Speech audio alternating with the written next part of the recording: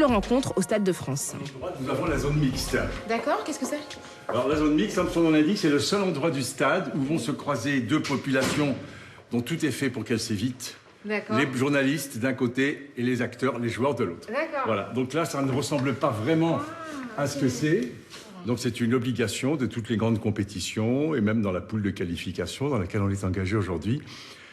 Ce qu'on appelle les obligations médias, le joueur doit venir en zone mixte après le match. Philippe Tournon a commencé à gérer les relations presse de l'équipe de France en 1983. Depuis, il a tout connu. Les victoires, les défaites, les affaires. Et c'est l'entrée dans l'arène. Wow. C'est impressionnant, hein? Quand on le voit la première fois, c'est toujours impressionnant. C'est assez rare, effectivement. Qu'est-ce qui a donc pu changer en quelques décennies? Oh là, c'est une longue histoire. En fait, j'ai eu deux vies. Quand j'étais jeune journaliste au début des années 70 et que je suivais les stages de l'équipe de France à Saint-Malo, on était 6 journalistes, 6. 3 de l'équipe, 1 du Parisien et 1 de l'AFP à peu près. Voilà. 6 qui suivaient l'équipe. Qui suivaient l'équipe de France. Et après 98, ça s'est emballé. Champion du monde 98, champion d'Europe en 2000. La moindre conférence de presse à Clairefontaine, je ne parle pas de la veille de match, hein, un stage normal, c'est au minimum 17 ou 18 caméras, une dizaine de micro-radios et 60 journalistes de presse écrite.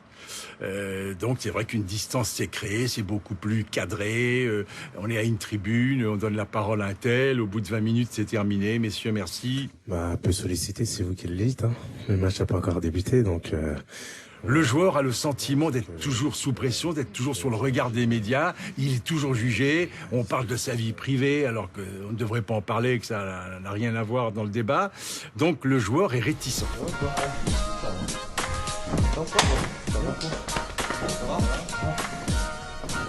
Les médias ont fait leur chou gras récemment.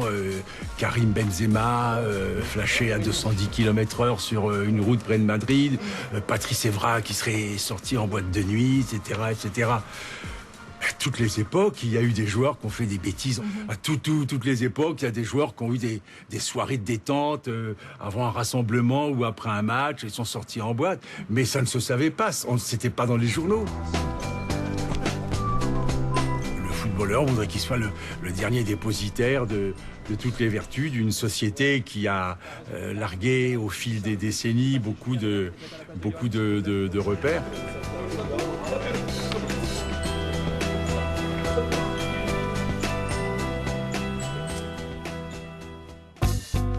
Il me semble important d'explorer les lieux où se fabriquent les champions de demain et de comprendre à quoi ressemble le parcours qui les mènera peut-être jusqu'aux pelouses des grands stades d'Europe.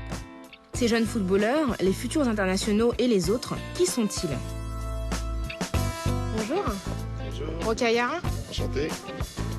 On va aller sur le terrain là-bas synthétique. D'accord. On s'entraîne à nos 15 ans. Ok. Le CS Bretigny, club prestigieux du sud de la capitale, est une de ces nombreuses pépinières de talents que l'on trouve en Île-de-France. Voilà, on repart sur du simple. On fait du jeu à 3. Les jeunes footballeurs qui s'y entraînent suivent un programme de foot-études en partenariat avec le collège de la ville. Le pied gauche, le pied droit. Le rythme et les exigences y sont soutenus. Allez, stop. Ramassez la coupelle où vous êtes, le carré où vous êtes et rapprochez-les par ici. Johan, Johan, viens voir. Tu vas voir là-bas. Bonjour Johan, je suis Rokhaya. Enchanté. Tu es en train de t'entraîner, t'as terminé bientôt? Là, on arrive en général, on finit les cours à moins le quart, 4 heures moins le quart. D'accord. On va dans les vestiaires, on se change rapidement et puis on s'entraîne, on s'échauffe déjà un quart d'heure, donc intensivement quand même. Ouais. Et puis après, on fait la séance et ensuite à 20h, on a une heure d'études où c'est obligatoire de 20h à 21h, ce qui nous permet quand même de faire nos devoirs, contrairement par rapport quand on est chez nous, des fois on se dit ouais, on va faire un quart d'heure de devoirs et ensuite après on va aller devant la télé. Donc là c'est une heure obligatoire où on travaille, on n'a pas le droit de portable et tout ça.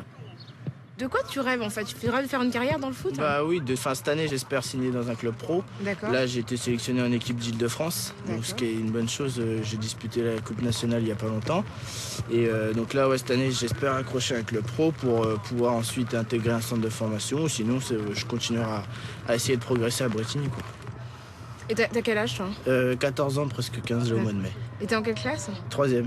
Donc tu passes le brevet à la fin de À l'année? la fin de l'année, oui. Et t'arrives à préparer le brevet? Oui, t'entraîner, là, c'est vrai que je suis plutôt un bon élève, mais bon, il le faut parce que dans une structure pareille, il faut travailler et à l'école et au foot. Parce que là, par exemple, l'année dernière, il y a une personne qui n'a pas été reprise à cause de son comportement en cours où il faut être irréprochable, quoi. D'accord. On te laisse te retourner à l'entraînement?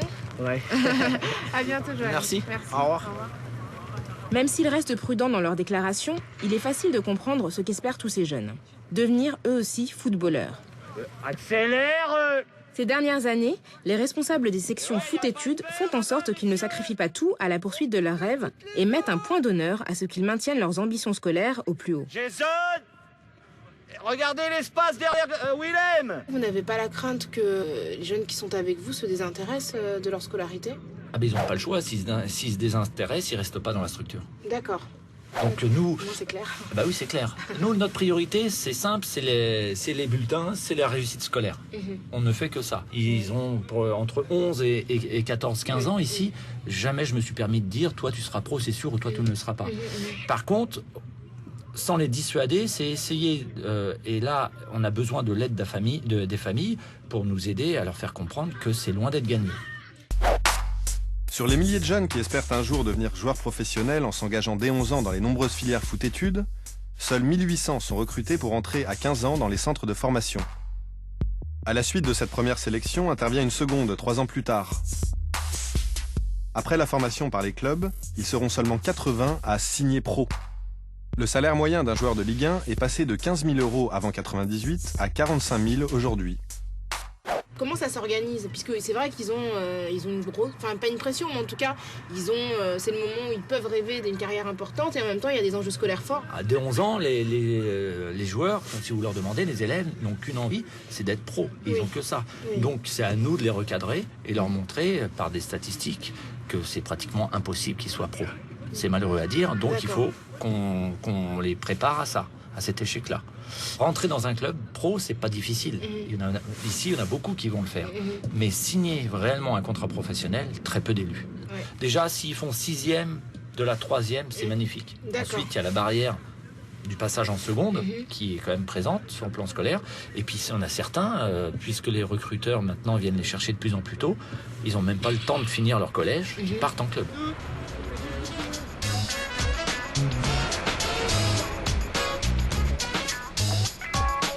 La Fédération française de football, située dans le 15e arrondissement de Paris. C'est ici que sont prises les décisions, que les grandes lignes de la politique de formation se dessinent. À la tête de ces choix, le directeur technique national, François Blacquart. Il est le mieux placé pour aborder la question de l'éducation des apprentis footballeurs. Le défaut du système sportif français, c'est que si vous voulez vous engager sur le sport, vous êtes quasiment obligé de ralentir votre scolarité.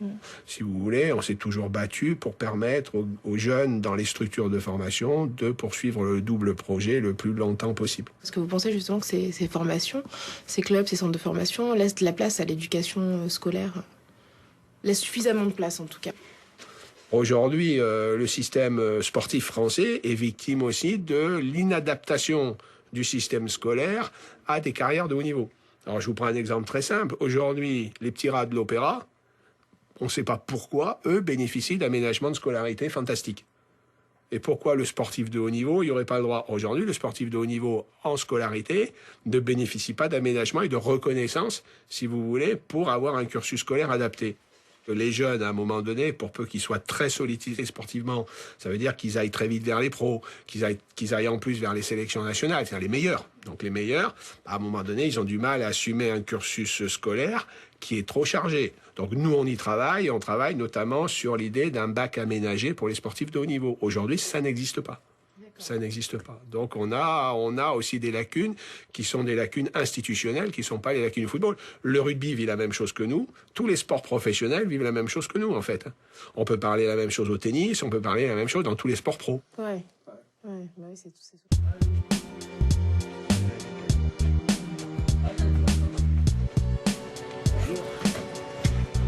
Entre leurs débordements réels et les jugements sévères dont les nombreux observateurs les accablent, les joueurs de foot occupent une position paradoxale. Ils ont tout, mais on ne leur passe rien, jusqu'à voir dans leur comportement l'expression pathologique de tous les maux de la société.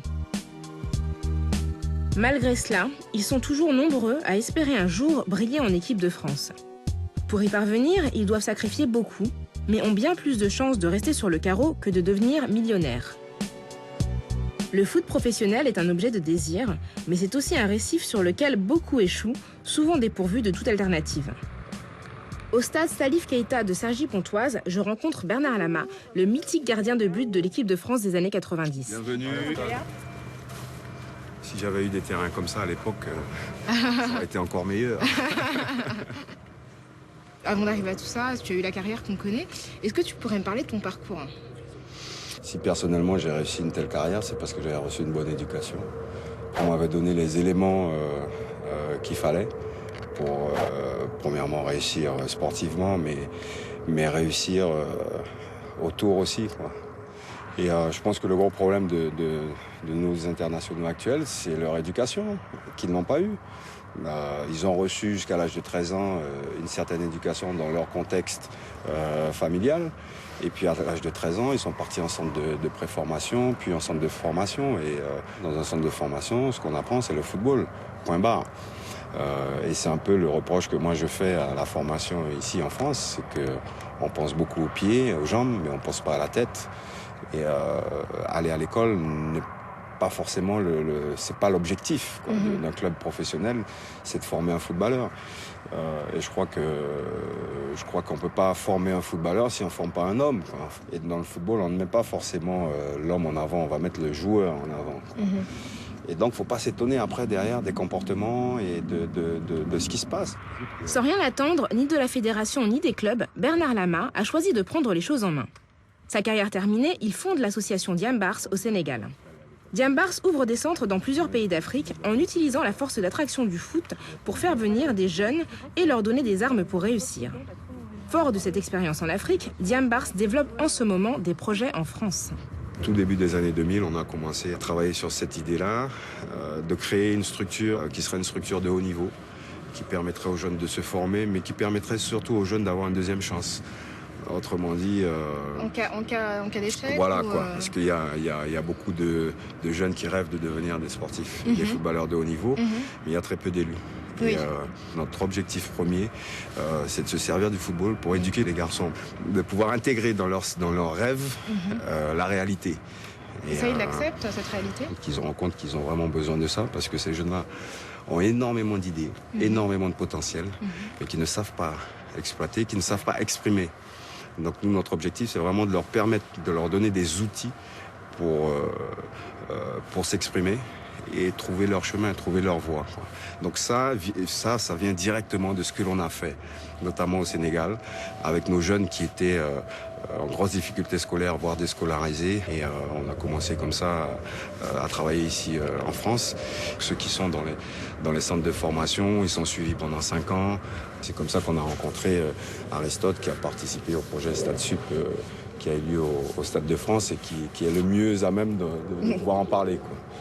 Alors Aristote, vous aviez des intentions de carrière dans le football comme tous les jeunes, je voulais terminer professionnel. Après, bon voilà, c'est difficile, il y a peu d'élus, comme il a dit. Ouais. Vous en aviez conscience de ça, du fait qu'il y avait peu d'élus, ou vous pensiez que vraiment vous alliez pouvoir passer professionnel? Quand tu as 12-13 ans, pour toi, tu es obligé de passer professionnel. On va dire, ouais, je joue au foot pour être professionnel, donc c'est sûr. Et plus l'âge avance, plus tu vois qu'il n'y a pas de centre de formation qui viennent vers toi. Donc ça devient plus compliqué. Mais après, moi, j'étais quelqu'un qui voulait rester dans le monde du foot à tout prix, peu importe le moyen. Donc je passais arbitre pour pouvoir... je me suis dit, c'est par là que j'ai terminé pro. Après, ça a été compliqué, donc j'ai commencé à entraîner les petits. Mais coûte que coûte, je vais rester dans le mode du foot. D'accord. Et donc là, qu'est-ce que vous faites aujourd'hui? Je reprends l'année prochaine l'école en commerce. D'accord, vous avez passé votre bac Ouais, j'ai eu mon bac l'année dernière et donc je reprends l'année prochaine à l'école. Est-ce que vous avez connu des personnes qui sont passées par les centres de formation et qui aujourd'hui, faute d'instruction, n'ont pas vraiment de plan B par rapport à ce qu'elles avaient prévu? Plein. Les camarades à moi, ils sont partis à l'âge de 14 ans dans des centres de formation. Et puis, c'était foot, quoi. Dans leur tête, Et puis nous aussi, quand on était jeunes, on se disait, ouais, non, tu vas terminer pro avec le niveau que tu as, tu vas jouer avec les plus grands.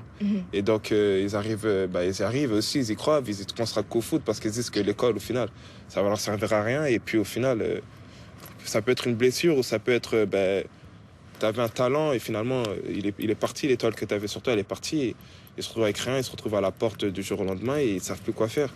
Et là, c'est là qu'on se dit qu'on a quand même la chance d'avoir continué l'école parce qu'on se disait que lui, il va toucher des 50 000 euros par mois et au final, là, il ne sait rien du tout, il ne sait rien faire. Et c'est malheureux quand même, je trouve ça malheureux, c'est très triste. C'est pour ça que il faut vraiment se consacrer sur les deux plans, quoi. Certes, faut pas, c'est notre objectif, il faut quand même s'y donner à fond, s'entraîner, mais l'école, ça reste vraiment primordial dans cette société, quoi.